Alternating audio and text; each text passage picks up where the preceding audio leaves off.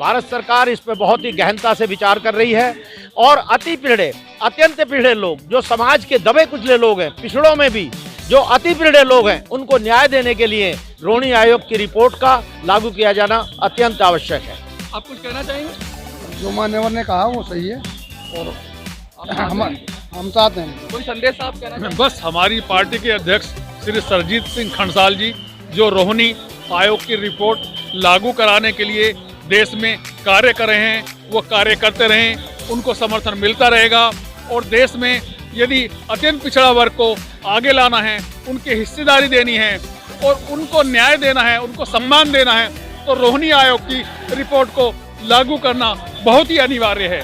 ये रोहिणी आयोग की रिपोर्टें अतिशीघ्र भारत सरकार को लागू कर देनी चाहिए, तभी वास्तव में पिछड़ों को, दबों कुचलों को न्याय मिल पाएगा। पिछड़े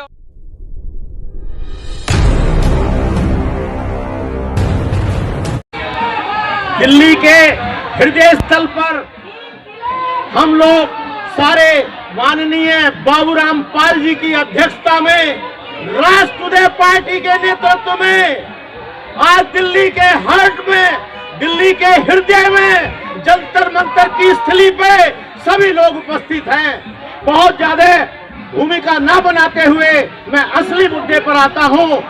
मैं, जैसा कि सभी लोग जानते हैं, राष्ट्रीय आजाद पार्टी का मैं अध्यक्ष हूं, लेकिन उससे पहले जो सामाजिक न्याय समिति उत्तर प्रदेश में बनी थी मार्च 2018 में, जिसको अक्टूबर 2018 में लागू होना था, वो लागू नहीं हुई।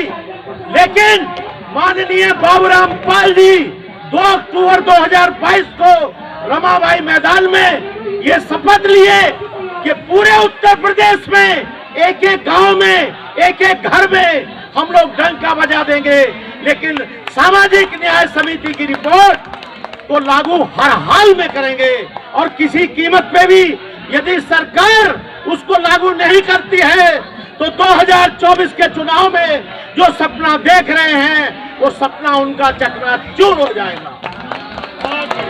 दूसरी बात, भारत सरकार के अंदर रोहिणी आयोग की रिपोर्ट माननीय राष्ट्रपति महोदय की टेबल पर है, जो 13 बार विस्तार के बाद आज अंतिम रूप से वो आ चुकी है, लेकिन अभी तक भारत सरकार ने उसका क्रियान्वयन नहीं किया है।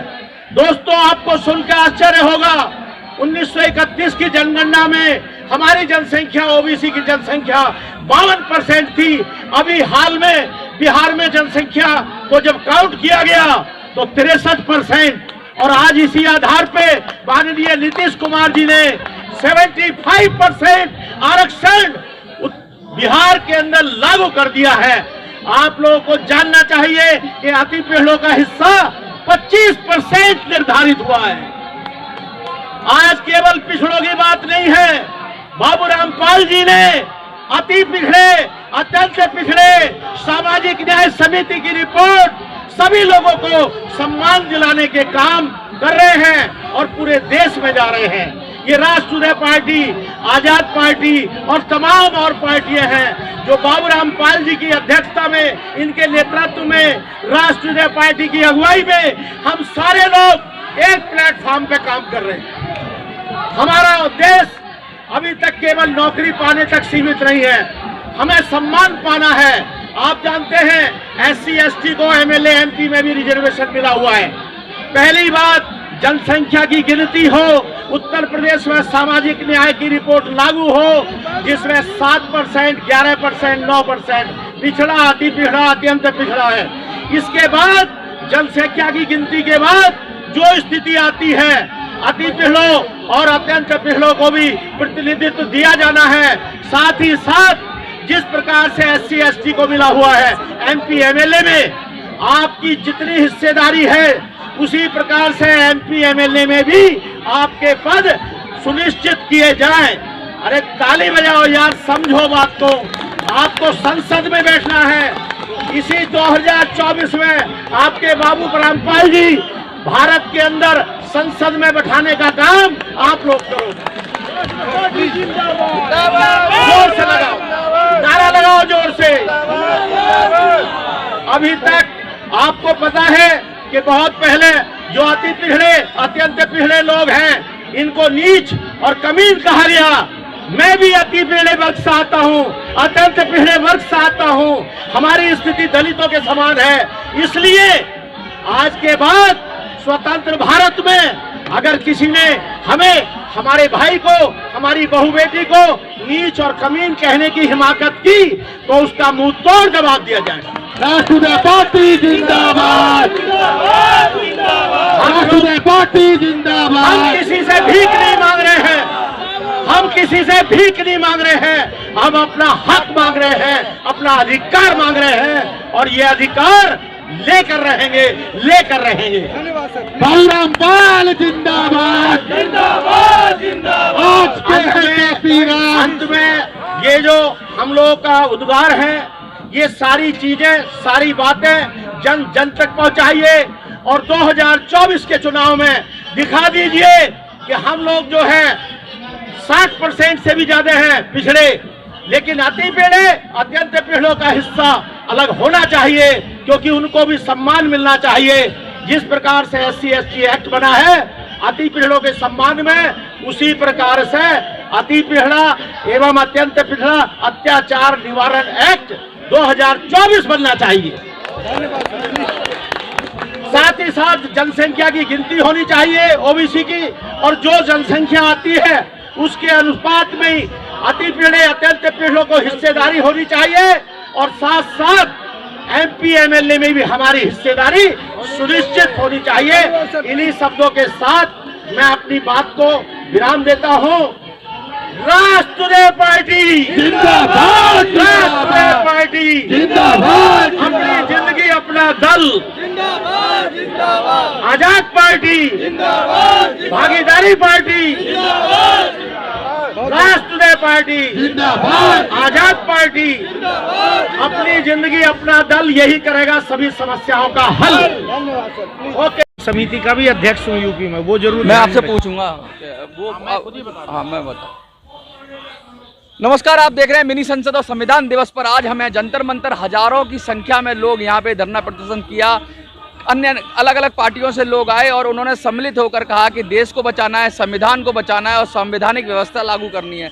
इसी विषय में हम आप बात करेंगे। सरजीत सिंह खंडसेवाल हैं जो राष्ट्रीय अध्यक्ष हैं अपनी जिंदगी अपना दल के, इसके साथ साथ अन्य गणमान्य पदों पर भी रहे हैं, बहुत सारी समितियां इन्होंने बनाई हैं। इनसे हम बात करेंगे, जानने की कोशिश करेंगे कि आज इनका संदेश क्या है। एक जोरदार भाषण दिया जो भी हम वीडियो के आगे भी आपको दिखाएंगे। इन्होंने मंच से खड़े होकर हजारों की संख्या में लोग थे उनको संबोधित किया और कहा सबको मिलकर देश को बचाना है, संविधान को बचाना है। सरजीत जी, क्या लग रहा है आपको? पहले तो आप बहुत सारा आपका सामाजिक जीवन है और क्यों राजनीतिक जीवन, इन्हीं सामाजिक जीवन भी बड़े पैमाने पर है आपका, थोड़ा उसके विषय में बताइए। और फिर आज संविधान दिवस पर क्या संदेश है? मैं उत्तर प्रदेश सरकार में संयुक्त मुख्य विपणन अधिकारी के पद पर कार्यरत था, और उसके बाद 2013 से हमने आज़ाद पार्टी अपनी ज़िंदगी अपना दल का गठन किया, जिसका रजिस्ट्रेशन 2016 में हमको मिला है। इसी बीच में हमने सामाजिक न्याय क्रियान्वयन समिति का गठन किया है, उसका मैं अध्यक्ष हूँ उत्तर प्रदेश सरकार में, वो अनुबंधित है। और मैं आपको ये बताना चाहता हूँ कि आज बहुत ही शुभ दिन है। आज आप जैसा जानते हैं कि संविधान दिवस है, और संविधान दिवस के मौके पे मेरे साथी जो राष्ट्रीय उपाध्यक्ष हैं यहाँ पे आपके सामने मौजूद हैं, सतीश भारतीय जी जो कि गाजियाबाद जनपद के हैं, और साथ साथ पवन सैनी जी जो राष्ट्रीय उपाध्यक्ष हैं, और वो चीफ इंजीनियर रह चुके हैं भारत सरकार में रेलवे डिपार्टमेंट में, अब वो सेवानिवृत्त हो गए हैं। तो हमारी पार्टी को उन्होंने ज्वाइन किया है, राष्ट्र के उपाध्यक्ष के रूप में उनकी नियुक्ति होने जा रही है। तो ऐसी स्थिति में हम ये बताना चाहेंगे, आज जो हम जंतर मंतर पे आए थे वो राष्ट्र उदय पार्टी के जो राष्ट्रीय अध्यक्ष हैं बाबूलाल पाल जी, उनके बुलावे पे हम लोग आए थे और उनके निमंत्रण पर आए थे, और हमारी बात हमने मंच से भी रखी। हमने केवल इतनी बात कही है कि जो सामाजिक न्याय समिति की रिपोर्ट है उत्तर प्रदेश में, पिछड़ा 7%, अति पिछड़ा 11%, अत्यंत पिछड़ा 9%, उसको अभी तक लागू नहीं किया गया है। जबकि मार्च 2018 में ये समिति परम आदरणीय योगी जी मुख्यमंत्री उत्तर प्रदेश सरकार के द्वारा गठित की गई थी, और उन्होंने हम लोगों को इस बात का आश्वासन दिया था कि इसके जो अध्यक्ष हैं वो इसके अध्यक्ष हाई कोर्ट के जस्टिस थे और उनकी अध्यक्षता में ये समिति गठित की गई थी और उन्होंने अपनी रिपोर्ट अक्टूबर 2018 में दे दी थी, लेकिन तब से रिपोर्ट पेंडिंग है, लागू नहीं की गई है। तो हमारा उद्देश्य यह है कि जो पिछड़ों में अत्यंत पिछड़े लोग हैं उनको भी सत्ता में भागीदारी मिले, उनको जो है सरकारी नौकरियों में भागीदारी मिले, तो इसका आरक्षण का जो है बंटवारा होना चाहिए। और इसी प्रकार से रोहिणी आयोग से भी मैं 3 बार मिल चुका था। मैडम जी रोहिणी जो हाई कोर्ट में जस्टिस थी, उनको भारत सरकार ने रोहिणी आयोग बना करके इस बात का दायित्व दिया था कि भारत सरकार की सेवाओं में इसका जो विकेंद्रीकरण है, इसका जो वर्गीकरण है, ये इसको किया जाए। और 13 बार रोहिणी आयोग की रिपोर्ट विस्तार की गई। उसके बाद अंतिम रूप से माननीय महामहिम राष्ट्रपति महोदया को ये रिपोर्ट प्रस्तुत की जा चुकी है। भारत सरकार को अब निर्णय लेना है। मुझे पूरी उम्मीद है, जैसा कि मेरे साथियों ने भी बताया है, कि भारत सरकार इस पर बहुत ही गहनता से विचार कर रही है और अत्यंत पिछड़े लोग, जो समाज के दबे कुचले लोग हैं, पिछड़ों में भी जो अति पिछड़े लोग हैं, उनको न्याय देने के लिए रोहिणी आयोग की रिपोर्ट का लागू किया जाना अत्यंत आवश्यक है। आप कुछ कहना चाहेंगे? जो मान्यवर ने कहा वो सही है और हम साथ हैं। कोई संदेश आप कहना चाहेंगे? बस हमारी पार्टी के अध्यक्ष श्री सरजीत सिंह खंडसाल जी जो रोहिणी आयोग की रिपोर्ट लागू कराने के लिए देश में कार्य कर रहे हैं, वो कार्य करते रहें, उनको समर्थन मिलता रहेगा। और देश में यदि अत्यंत पिछड़ा वर्ग को आगे लाना है, उनकी हिस्सेदारी देनी है और उनको न्याय देना है, उनको सम्मान देना है, तो रोहिणी आयोग की रिपोर्ट को लागू करना बहुत ही अनिवार्य है। ये रोहिणी आयोग की रिपोर्टें अतिशीघ्र भारत सरकार को लागू कर देनी चाहिए, तभी वास्तव में पिछड़ों को, दबे कुचलों को न्याय मिल पाएगा। पिछड़े और दबे कुचलों को न्याय मिलेगा, उसका सीधा रोड मैप तैयार कर दिया है। पार्टी है, सामाजिक संगठन है, संघर्ष है और संघर्ष के साथ साथ विजन भी है, दृष्टिकोण भी है और दूर तक की सोच है कि भारत कैसे अग्रसर होगा। जब अति पिछड़े उनको सम्मानित किया जाएगा, उनको उनका अधिकार मिलेगा, तब जाकर आएगा। रोहिणी आयोग की रिपोर्ट की बात कर रहे हैं, लगातार बहुत सारी बातें उठ रही हैं।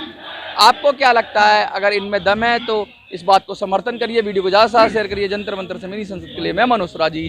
जय हिंद, जय भारत।